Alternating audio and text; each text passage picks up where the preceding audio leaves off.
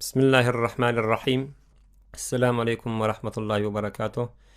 Edid ve hormatly dinleýüwçi dogallar, faraid-i salati aýdyp eşdiler. Ýöne faraid-i salatyň ewünden bir metalyp aýdyp inşallah şol namazyň bir merak hadis wart bolan zatlaryny inşallah aýdar. Namazyň özi farz-ı ayn, kime mukellef bolan adama. Yani farz bolmaklygyna şert edipdirler. İslam bolmaklygy evvel musulman bolmaly, ondan sonra balyga bolmaly, sabiye gerek däl, kafira gerek däl, akla bolmaly, ondan däli bolmalylar. Şu üç tanesi bolup duran adama namaz farz.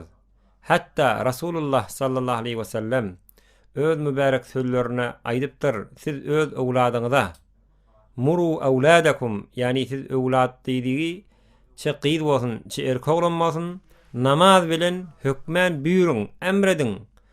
Şolar 7 ýaşanda şolara namaz okuýun diýip aýdyň. Eger 10 ýaşynda okuýmasa, wurup okudyň, namaz okudyň diýär. Ýogam Rasulullah sallallahu aleyhi we sellem hiç bir adama söz bile gynjytmaklygyny men gatýar. Emma gelip indi wuruň diýipdi, näme diýip? Çon ol namaz okuýmasızlykdan geljek adap bir merak ogluň qiyakydyň ynjypdy, bitade öwreneni kän rahmet bolýarlygyny bildirýär. Hatta bizim kitaplarımızda geliyor, akaid kitaplarımızda namazı okuyamaklığı inkar etyen adamı şu taada kafir olur diye, yani dinden çıkar diye. Bilesilce terk eden adam bilip namaz okuyamalıydı, yok nauzubillah ben okuyacak ki namaz farz ekidiyse, hazır bana farz olan okuyup yürüyü bilen aydada sonu şu dinden çıktı. Eğer mucerret bolsa derew kelime-i şehadet aýdyp musulman bolmaly, eger mutahallil bolsa hakada şonuň ýalap ýamaşadan kelime-i şehadet musulman bolmaly. Emma eger mutahallil bolsa çy erkek bolup aýsyn, çy hatyn bolup aýsyn, ýamaşadan nikahyny tejdidlemeli. Şol nikah fasx bolýar, aýyrly aradan. Emma ýaltanyp namaz okuýmaýar. Bilesinçe geçirýän namazy, ýöne ýaltanýan niýde, bu fasyk boldy diýär. Fasyk diýdigi näme? Şahadatyny kabul edilmeli, kefini kabul edilmeli. Hewara gawy yerlerde onu oturtmalylar, muaşeret etmeliler. Şunjyrek fasykyň gurrun kän. Bizim öz fiqh Hanifeýimizde diýär bir adam namaz okuýmasa, şonu zynnan etmeli. Ha namaz okuyup tövbe diýençe diýär. Şu derekli namazy beter ulukon tutulupdyr. Kur'anna kän yerde namaz okuýmak diýip getirýär. Şol namazyň özi hemme büýrükliň ki evvelki, yani kelime-i şehadatdan soňra 5 İslamyň 5 rukny bar ki evvel kelime-i şehadat musulman bolanyň ikincisi namaz okuýmak. Pes namazyň beter gurunul okon inşallah biz hükmen gayret etmeli, namazy hiç wagt geçirjek ýa bolmaly. Onu namazyň parzy boluldygy sebepli pes indi şoň ahkamlaryny bilsek diýip inşallah şu bernamany size hüdürledik. Namazyň farzy 8 ýene namazyň farzy bar. Yani namaz başlajak bolsaň evvel aýtdyk, erkan-ı salat bar, şurut salat bar. Namazyň daşyndaky farzy bar, namazyň içindäki farzy bar. Indi şu namazyň içindäki farzlary inşallah aýdyp eşdirsek 8 däne diýip aýtýar.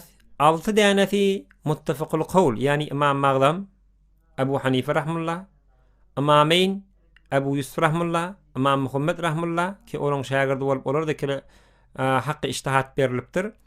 Ola şolun üçüncüsü de ittifak bolan farzlar 6 däne.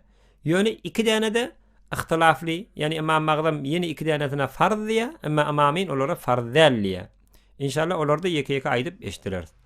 Şol farazlaň evvelki tekbir iftitah, yani Allahu Ekber diýen lafzy aýtmaklyk inşallah oň üstüne ýeke-ýeke geler gurunlaryny. Ondan sonra dik durmak da namazyň içinde farz, qiraat okuýmak da namazda farz, ruku etmek de farz, secde etmek de farz, ahyrky oturmak da farz.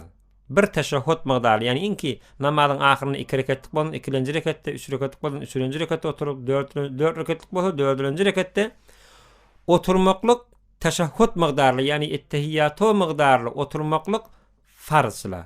Eger şunyň birden bir terk bolasa, namazyň bozulýar, täzeden başlamaly bolýar. Ondan sonra ihtilafy öz sonugy bilen çykmaklyk İmam Magdam farz diýär, emma İmameyn farz däl. Ondan sonra tädili erkan, yani rukudan qawdip etmek, rukudan qawık qalıp dik durup ondan sonra etek gitmek, secdeni jaýyny bitirmek, iki secden arasyna oturmak tädil diýilýär. Men İmam Yusuf rahimullah farz diýär. Emma şey maňa tarafeyn farz dälliýe. Indi şi gurrunlaba inşallah onu ýeke-ýeke aýdyp eşdirer. Tekbir-i iftitahda awa aýtmaklyk Allahu ekber diýmeli. Ýa-da Allahul Kebir, yani Allah'ın ululuğuna delalat edip duran lafzı aýtmak farz. Eger şular aýtsaň namaz başladyň bolýar. Eger emma Allahumma gfirli diýsen, astagfirullah diýsen, ya dua etsen bilen namaz başladyň de. Allahul Azim, Allahul Kebir, Allahul Celil, aw Allahu Ekber diýsen bi farzyň bitdi. Emma wajibatyňda gurruguna inşallah aýdar, lafz Allahu Ekber diýmek bu farz, wajib bolýar. Emma lafz Allahu Ekber'in özüni aýdanda da hem farzyň bitdiýär, hem wajibyň bitdiýär. Şu derekli tekbir-ül iftitah bilen başlaýar. Inni eger namazy başlanna şonna Allahu Ekber'de Allahu diýsen näme? Allahu Ekber diýe, ýöne Allah diýip elifini çekse, eyni Allah diýen ýalak bolýar diýe, bi ekser meşayih yani bizim ulamalarymyzyň köpi maňa namaz bozuldy diýe. Elifini çekmelle Allah diýe, ey Allah bamay diýip duran ýaly şekeden ýaly bolýar diýe. Şol ewunen hemze gelenne ol mette kalp bolýar, alfa kalp bolýar, med edilýär. Allah diýmek pes dogurda. Allah diýmek bu bolmaýar. Ondan sonra Allahu Ekber diýsen de bolmaýar. Beýinde fathasyny çekseň, bu da namaz başladyň bolmaýar. Pes dogurda şonu aýtmaly. Allahu Ekber. Allahu Ekber näşi lafz bilen aýtdyň, namaz başladyň. Ondan soň eger imamy üýjek bolan adam eger şol okuyup duran namazyny yani Allahu Ekberni imam bilen bileje başlaýar, imamdan ewunçakda töködäýär. Imam Allahu Ekber diýip bada başlaýar. Ol Ekber diýip tökötmäge bar Allahu Ekber diýip tökötse namaz başlamadyk üçin. Inni mıňda gurruňy bar. Yani bir neçe ulamalar, indi köplenç hemme ulamalar Hanefiler eger Allah diýen tökötmeden ewunçak Allahu Ekber diýip tökötse ýa-da näki bilen asl başlamadygy. Namazın täzeden ýamaşat üýdün ýa ol ýerinden eňilip ýatsa ol okuýmadygy. Şonuň ýaly Ekberden eger tökötmäke, imam tökötmäke başlasa, şo da namaz başladygy bolmaýar diýär. Pes gaýrat etmeli imam şo derekli. Imam magdam diýe deňje aýtmaly, ýöne şol namaz başlamasyzlyk ewunden töködäme ihtimali bolsa bolamaly diýen kefe wara imamy näme diýe? Allahu Ekber'in riýetine imam Allahu Ekber diýende bu da Allah diýip hemzetini başlamaly Allah'ın. Yani Allahu Ekber diýmeli ýa-da yani imam Allahu Ekber diýip riýetine gelmeli, bu da Allahu Ekber diýip şurwatsyň gawsy diýip aýtýar. Ýöne o da dogry bolýar ki deňje tökötse. Ýöne gawsy o tökötmeli imam riýetine geldi, bu da başlamaly. Ondan soň indi muqtadi namazy üýüp duran adam şek etýär ki aya imamdan ewunçak men Allahu Ekber diýemmi? Imamdan soňra diýenmi diýip şek etýär. Şonna öz fikiriniň ink olakanyna gelmeli. Aya öz fikirini Allahu Ekberi imamdan ewunçak aýdypdyrmy ýa soňra aýdypdyrmy? Eger soňra aýdan ýan ýüreginde käm bolsa şo dogry. Ewunçak aýdan ýan ýüreginde dogry nok. Ýamaşadan namazy üýüp başlamaly. Emma gumany deň %50-50 ewunçakda başlanmy diýe, ýa-da başlanmy diýe. Mundan namazyny şo duruşyny edame bermeli. Hiç tat diýmek gerek däl bu tada diýe. Ondan sonra rukuwa barjak bolup barýar. Şo duruşyny Allahu Ekber diýip eňilip barýaka tehrim aýtýar. Şonda namaz başladygy däşi. Emma barşyna imamy üýe Allahu Ekber diýäkam üýede ondan sonra eňilse, yani dik duqa Allahu Ekber diýip ondan sonra eňilse namaz dogry.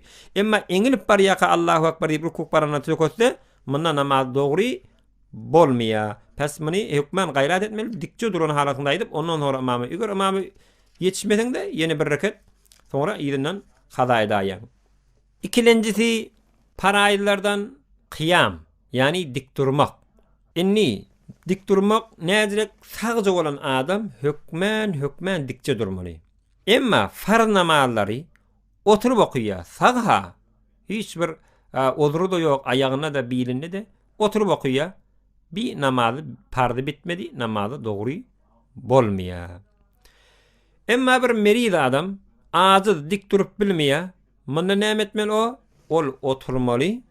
Oturupda namazın ruku ýa-da secdesini bitirmeli. Yani diýin takam eňilmeli bir adaňrak, ondan sonra kellesini ýere goýmaly. Eger başarsa. Eger munda başarmasa, onna kellesinden ima etmeli. İma diýdigi yani sen duran yerinde kelläň bilen oýnayan, yani kelläň bir adam etegrek etýän ruku bolýar, rukudan şol rukuk medenlerege goýan kelläňden etegrek etsen bir de secde bolýar. Ol zor belip bedenine agyram berip hawa hökmen etmelidir diýip ýok. Biziň şeriatymyz muny beter aňsatjak tutýar. Eger bedenine şol eňilmeklik, dik durmakluk zerer berjek, sen merizliği, keselliği güýçlendirjek bolsa oturup okuy diýär. Oturup eňilmedi ýany boljak bola, duran ýerinde ima edip okuy diýär. Onu başarmasaň yatyp okuy diýär. Şeýle biziň şeriatymyz beter giň hemme zada ýollaryny rahatça açyk goýupdyr. Emma anna bir adam okuyup bilmeýär, eňilip bilmeýär. Ýok, oglallary ýa biri, maşgalaty ýa o adamdy gelakam şol bir gatyzady kellesine galdyrýar. Bir daşy bir dady maňlyny degireýin. Ýok, bu dogry. Abi baýyt kellesini eňmeli. Kellesini eňip bilýän bolsa, kellesini eňmeli. Emma yerde goýulan bolsa bir zat, yere wesel bolup özi kellesini eňýän bolsa, şoňa da degirýän bolsa, ýani kellesini 1 metr ýalak ýa 70 sant ýalak goýuňa galagly, gaty zat özi ýymşak zatda bolmaly. Köpçek ýaly ýymşak bolmaly, gaty zat bolup. Şoňa degirse, muň işgali ýok, ýonyň luzumy ýok, geregi ýok oň. Şol Hudaý tebarek we taala ejazet beripdir, sen eňilip başarmaýan, kelläň ýere goýup başarmaýan diými? Indi sen näme etdi? Ima etdi. İma diýdigi ýan gaýdanymyz kelläň eňýän fagat. Kelläň bir adamrak eňýän, bir turku bolýar, ondan itegeregem maňa secde diýerler. Eger oturup da başarmasa, ýanyň ýat. Yani sağ tarafına kıbla karşın kellen gayrak et, ayagyňdy ileri karşın kıbla karşın ýüzlendir de şeýdi okuy, kellen gymylady okuy. Gözüň bilen okumak dogry. Ol bolmada ayaň dogurjak, kıbla karşın etýän, kelläňdi ýokary gatýan, kelläň bir merak galdyrakam, şeýdi okuyan gawussaşy namaz okuýanda diýär. Yani arkan ýatýan, özüňde kelläň ýokary, ayaňda aşa kıbla karşın. Şo bilen namaz okuyan kellen gymyladyp, şu dogry. Emma eger mundan nebeter güýjürgäp, fakat gözüň gymylaýan, kelläňde gymylap bilmeýän bola namazyň giýja goýmaly. Haçan gawwalaňda bilen qadasyny almaly. Eger bilip namazyny hawa geçirýän bola, ýani bilip duýdigi, ýani hawasy jem, ýöne hiç gymylamana hary ýok. Bilip du hemme daşda öwregen näklatlary, haçan şol kellesini gymylatmana, bedeni gymylatmana yaranna, şonu qada edamaly. Gözü bilen ima etmek bu dogry däl. Namaz bitmeýär. Ondan sonra merilikden gutullymy, aýyrlymy, salym bolly, gawwally namazda eger bilip duran halatynda bolsa, onda derrew namazyny ewunden maşlakam okuýmaly. Ol okuyup duran namazy ki öwründen gidip duratdyr, ol namazy bolýar. Eger ne bihuş bolasa birdenne, şondan bir gije günnüýdi, ýani 6 namazyň wagty şondan geçäse, on qadasy gerek däl. Emma ondan az bolsa, ýani 6 namazdan bir gije günnüýden ýetip çykdy, tökenen bolsa qada etmeli, bir gije günnüýden kän bolsa küllen bihuş bolupdyr. Özünden gidipdir, gaş edipdir.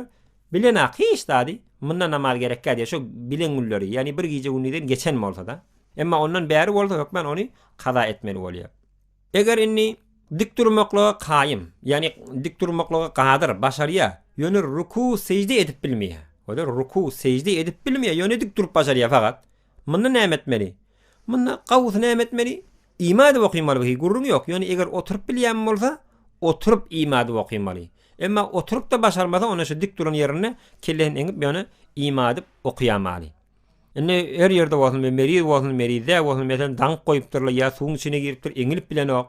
Şonda dadyr başada oluru da ýok, oluru da olokon, çykdy da namazy çykyp da biljek. He, ola bir mazigada bolsa, başakatda bolsa ýanqyala damaly. Ondan soň bir adam, namaz okuyup duran adam bu kurdugyna ýara bar. Emel ettiripdir, bir zat ettiripdir, kesilipdir. Eger şo rukuk edasa, ýa secde edasa, şol kan geljek. Bu kurdugyndan, gözünden her ýer bolsun. Ya kellesinde bir hewre dertba, şol eňilasa, asan gözda çykyp, zir ýykap gözüni garankyp ýykajak bolsa, şonda näme etmeli? Dik duran halatynda eňilmeli, ýa oturan halatynda eňilmänjek ima namaz okuýamaly. Ýa da bir adam her wagt dik duranna peşewdamýa, saklap bilmeýär. Munda da şol, o dik durmanjak oturup ima edip okuýamaly. Ýa da bir adamyň bir ýerine ýara bar. Otursa, ýa meselen secde etse, ýa ruku etse damja şol ganajak bir etjek, dik durup ýa oturup ima edip okuýamaly. Ýa da bir adam yel çykýar içinden, tärede bolýan yel, şonda secde denne çıkýan bolsa, ýani dik duran ruku denne çıkmaya, haçan oturup secdege denne çıkýan bolsa, bu da imad okuýamaly, ýani secde etmek gerek değil. İmad okuýamaly. Hem oturup çık imad okuýamaly. Ondan sonra her bir meriçilik ki, mutlak kavulşy, her bir meriçilik ki, şol adama dik durmak, yani kullen bir nusuk, yani farzlaň birini, ruku bolsun, secde bolsun, oturma bolsun, dik durma bolsun, şolar eda edip biljekde bolsa şol meriçilik, şonu imad töküden alnamadyny. Hey ora bir anhatçaklar. Ondan sonra bir adamın eli ketik bolsa, awa eliniň üçden biri ya meselen ta şel bolsa, ya meselen ketik bolsa, şellidigi ısanok, eli hiç tatda yok, başaranok, ya da eli ketik yok bola, bir wudu aldyrar ýaly yok bola, tayammum edamaly eger başarsa. Näzire? Ýüzüni şo divara çekamaly, diwarın üstünde geç badyr, daş badyr, soňa ýüzüni çekamaly. Eliniň de uçlaryny ketilen ýeri ýa-da meselen ısmayan ýerini ýene çekamaly. Eger şonu täret kıldırmaklyga adam yok bolsa, şeýdip namaz okuyup täret kılıp şeýdip namaz okuyamar. Inni namazy merida adam şeýle diýdik. Odurly adam beýle diýdik. El aýak ketik adam da şeýdip namaz okuymaly diýdik. Inni bir gözlek görsek, aýan namazy geçirmekligi ijada berýän ýeri barmy şerigatyň? Pes namazyň hökmen hewre gurruny gaýym toýlyň, asıl geçirmeklik diýen zatda asıl bolmasyn. Ay soňra okuýaryn, 40 ýaşamda okuýaryn ýan gurrun namazy asıl ozatla asıl gelmeýär. Gaýrat edeliň namazy hiç wagt geçirjekde bolaylyň. Indi bir adam namaz okuýanna sagzymışdyk. Namazyň içinde dik durýa, birdene meriçilik gelýär. Şonu oturup namaz birdene o dik durda, gözüň garaňky. Näme deýin ýykyljak, derrew oturup çyk, namazyň ýygyny okuýar, edame berenmeli. Soňram eger ýene gawwalda, mundan da beterlede imad okuýmaly. Emma eger namaz şoň içinde gawwala sanam etmeli. Şoň içinde gawwalat da, şonu namazyny ýygyny alyp gidibermeli. Ýöne Imam Muhammed rahimehullah näme diýe? Şoň gawsy ol diktuqa oturdu diye, inni birden gawwalha diye namazyn bolup ýamaşadan başlamak gaw diye. Şon näme diýip? Ol ýanky zayıf bolan zada gawy zady eda edip bolmaýar diye. Şon namaz kamil eda etmek gawy, meriçilik wagty eda etip duranamyň zayıf. Pes zayıfyň usuna gawy etmedi ýa. Gawyň usunden zayıfe gelip bolýar. Sen kamil eda etip bolan meriletin oturup okuýsan bolýar namazy. Emma oturup bir medirlep ya ima edip okuyup duran namazyň sagalaňda şo namazyň bolup okuýmak gaw diye. Pes munna eger gadyr bolsak şunjyrek indi birdene piş gelata ya bir ýer soraşada şunjyrek edip hukmuny aýdar. Ondan sonra nefil namaz okuyjak. Özüňde bir dapaň üstünde, bir aýagyň üstünde motor bolsun, maşin bolsun, otobus bolsun, ýa bilmeýän uçan bolsun. Şolaň içinde hiç musafir adam nefil namazy ýöne oturup çyk imady okuýbermeli. Hökmen dik durmak, ruku etmek farz. Nefillah ýene gaýtalýan farz değil. Nefil namaz okuyjak daten bikar barýan, işiňde ýok, zikir etýän ýa-diýän nefil okuyjak. Şondan ýöne oturunca yerinde elin kavuşurup çıktı. Allahu Ekber deyip oturun yerinde yöne üstüne halal alacak bolsa, oturun yerinde halal alacak bolsa, okuyvermeli kellen ima edip. Näçe namaz okuysan? Şon Rasulullah sallallahu aleyhi ve sellem okuyup dur. Onun Mekke tarafa bakmalı mı? Yok, nefille Mekke'ye de bakmak gerekti. Nirek jurtsta şon okuyvermeli. Yöne namazı hükmen obadan daşında olmalı. Şon Rasulullah sallallahu aleyhi ve sellem dağpan usunu şey deyip okuyup dur diye da. Ama faraiz beyle de. Faraiz fakat olur olsa doğru. Yani namazı mesela Somaliyotda bolsa ya uçonna ya Katarda bir zatda bolsa on gurunlary hawa aýdylyp eşitler inşallah.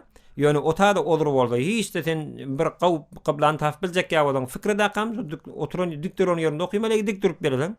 Dik durup bilmeden oturup okuýamaly. Eger inni dappan usuny şol ewdäk ýanky sendelik goýsa ýa bir zada goýsa bu namaz gerek değil. Yani namaza dogry değil ola. Şon nefil namazı diýdik tabi. Şon namazı Rasulullah sallallahu aleyhi ve sellem dappan yani aýagyň üstünde okuýanna hem munjuri imad okuyupdyr. Ewnek ýerine zadyny maňlaýyn goýmapdyr diýe. Pesenne fakat imad edip okuýamaly. Ondan soň merid adam oturup namaz okuyacak bolany näzir okuýmaly imad edip eýni teşehhüd etteýýaty okuyacak bolup oturuny näzir oturýar. Şonjur oturmaly eger gadyr bolsa. Oňa gadyr bolmasa da näzir oturýar gelse şonjuruk oturup nädirek rahatrak bolsa bedenine derer berjekkä bolar şonjuruk oturup namazyny edame bermeli. Inşallah elhamdülillah namazyň faraizynyň, rukullarynyň iki tanesini aytıp eştirdik. İnşallah inniki oturuşuk barnamada da üçüncü kıraatını aytıp eştiret inşallah. Vesselamu aleyküm ve rahmetullahi ve berekatuhu.